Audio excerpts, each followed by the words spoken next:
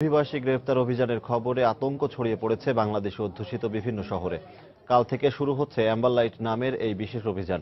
ইউরোপীয় ইউনিয়ন কাউন্সিলভুক্ত দেশগুলো প্রাথমিকভাবে 2 সপ্তাহের জন্য এই অভিযান পরিচালনার সিদ্ধান্ত নিয়েছে। অবৈধভাবে বসবাসকারীদের গ্রেফতার এবং শাস্তি দেয়াই এই অভিযানের মূল লক্ষ্য।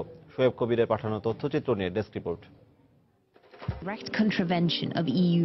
অবৈধ পথে বিগত বছরগুলোতে হাজার হাজার বাংলাদেশি ব্রিটেন সহ ইউরোপের পার্শ্ববর্তী দেশগুলোতে পাড়ি জমিয়েছে। বৈধতা পাওয়ার আশায় রাজনৈতিক আশ্রয় প্রার্থী হওয়ার পাশাপাশি বিভিন্ন উপায় অবলম্বন করেও কাজ হয়নি। বৈধতা দূরে থাক, নানা সমস্যায় জর্জরিত হয়ে তারা পার করছেন এক একটি দিন। এখানে পার্সেন্টেজ গড়ে 5 থেকে 2% লোক বৈধ হতে পারছে, আর বাকি বাইরে অনেক সমস্যা জর্জরিত থাকেন।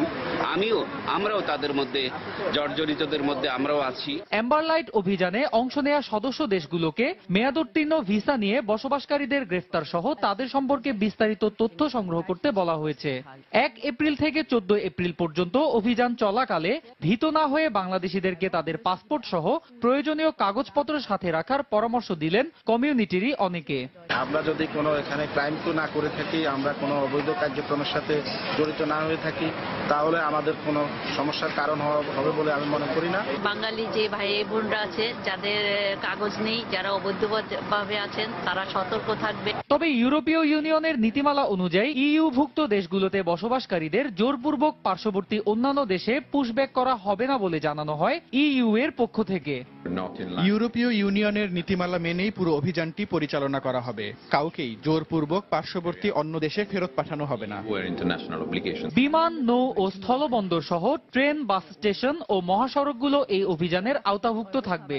এ সময় অবৈধ বাংলাদেশিদের একটু বাড়তি সতর্কতা সহ আইনের প্রতি শ্রদ্ধাশীল থাকারও পরামর্শ দেন অনেকে। ভয়ের কিছু নয় আমি মনে করি না। যার যার যেসব কাগজপত্র আছে সাথে রাখবেন, এইটা তাদের রুটিন মাফিক একটা করবে। সবাই এই দেশের আইনের প্রতি শ্রদ্ধা রাখতে চলবে। অবৈধভাবে অবস্থান করা অভিবাসীদের গ্রেফতারে দীর্ঘদিন ধরে একটি স্মার্ট বর্ডার তৈরির জন্য বিভিন্ন পরিকল্পনা গ্রহণ করে আসছে ইইউ কাউন্সিল। গত বছরের অক্টোবরেও এই ধরনের একটি অভিযান পরিচালিত হয়। সে সময় গ্রেফতার করা হয়েছিল বিপুল সংখ্যক অবৈধ অভিবাসীকে। সময়